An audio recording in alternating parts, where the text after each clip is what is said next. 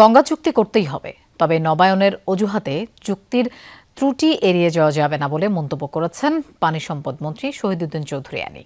জানান, ১৯৭৭ সালের চুক্তির শর্ত সামনে নিয়ে আসতে হবে। এটিকে অন্তর্ভুক্ত করলে পানির ন্যায্য হিস্যায় সুবিধা পাওয়া যাবে। বিকেলে ধানমন্ডির বিলিয়া মিলনায়তনে গঙ্গার পানি বন্টন চুক্তি নবায়ন বিষয়ক সেমিনারে এসব কথা বলেন তিনি। চুক্তি আমাদেরকে করতেই হবে। আন্তর্জাতিক অঙ্গনে আমাদেরকে যদি আইনের আশ্রয় নিতে হয় সেটাও করতে আমরা রাজি আছি। 1977 এর যে ক্লজটা, সেই ক্লজটা যদি আমরা ইনক্লুড করতে পারি, আমি মনে করি শতভাগ আমাদের যে রাইট সেটা আমরা পুনরুদ্ধার করতে সক্ষম হব ইনশাআল্লাহ।